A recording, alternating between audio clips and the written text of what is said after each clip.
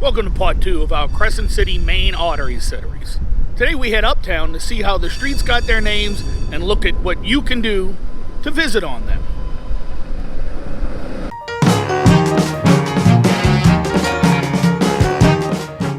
Let's start right here at Napoleon Avenue. It doesn't get more obvious than this.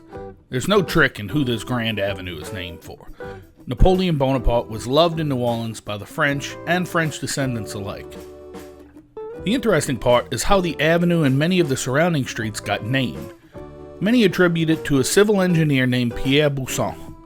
In a previous life, Pierre was a brigadier general of artillery under Napoleon and a recipient of the Legion of Honor medal.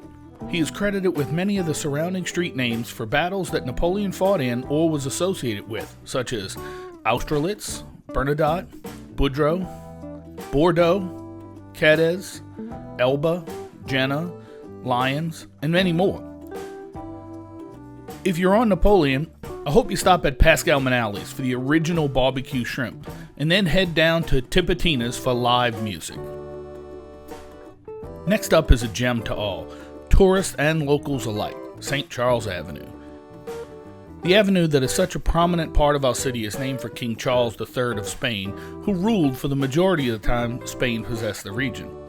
For the first half of the 19th century, the portion of St. Charles area above Lee Circle, then called Tivoli Circle, was known as Naiad Street, after the Greek water nymph.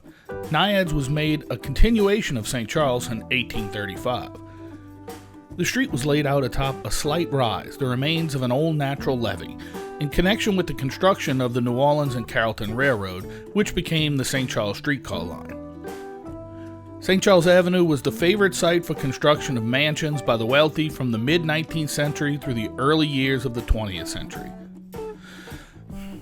A number of old mansions were torn down in the mid and late 20th century until the area was declared part of the National Historic Districts. If you're checking out St. Charles, do it in style. The streetcar travels every inch of it for you. You can stop at Meyer the Hatter just off Canal, get fine dining at Herb Saint in the 700 block, move on to the Columns Hotel in the 3800 block and have drinks on the front porch, or relax in Ottoman Park in the College District. We interrupt this video to ask if you're enjoying our content. Please remember to subscribe. It's a big deal for us. Don't forget to hit the like button and the bell if you're into that sort of thing. If you'd like to give us a little lanyap, helping us make bigger and better videos, you can go to our Patreon page to become a patron at one of 5 different levels. As always, you can find our vids all about us, as well as our merch store on our website, www.bigeasylife.org. Okay, back to the video. Running 7 blocks or so riverward is Magazine Street. It stretches 6 miles parallel to the Mississippi River from Canal Street to Ottoman Park. Magazine Street travels from the Central Business District and the Warehouse Arts District through the Garden District and Uptown. Originally named for a warehouse that Spanish Governor Miro built to house Kentucky tobacco and other exports, this amazing stretch of retail stores along a street with coffee shops and restaurants, many if not most locally owned, will give you an amazing day of local life. Some highlights would be to get a coffee at Mojo's. They have 2 locations on Magazine. Shop at one of hundreds of specialty shops. If you want the local goodies, go to Flirty Girl or Dirty Coast. You can get a po' boy at Mahoney's or Tracy's. Oysters right from the Gulf at Basin Seafood, all after visiting the Ottoman Zoo, which is a must-see for any animal lover. Our next street is one that confounds tourists who say it and locals who spell it, and that's Choppatulis. Named for an extinct Indian tribe, the name is believed to mean those who live at the river, in Choctaw. Today, it is the path along the river from Canal Street all the way to Ottoman Park. The street has tons of things to do and see. We start upriver just off Arabella with Frankie and Johnny's, a famous Creole Cajun bistro.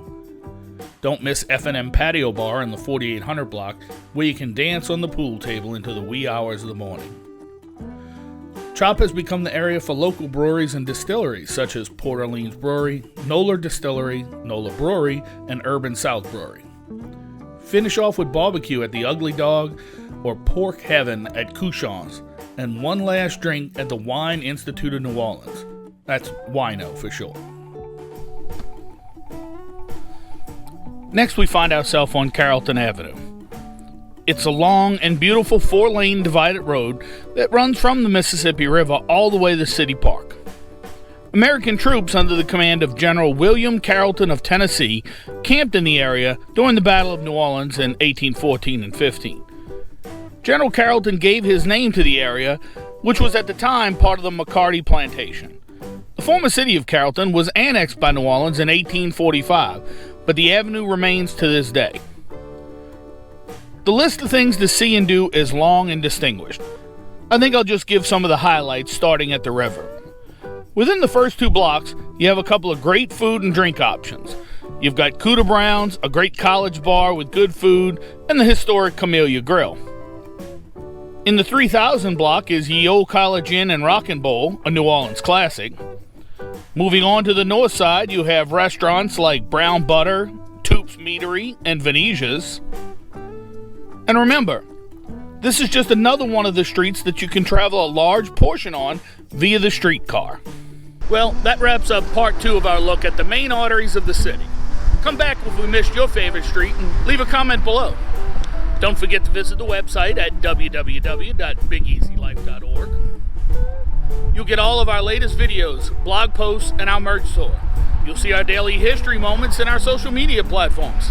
Get a second, take a look at our Patreon page. We really appreciate it. As always, thanks for being part of our Big Easy Life.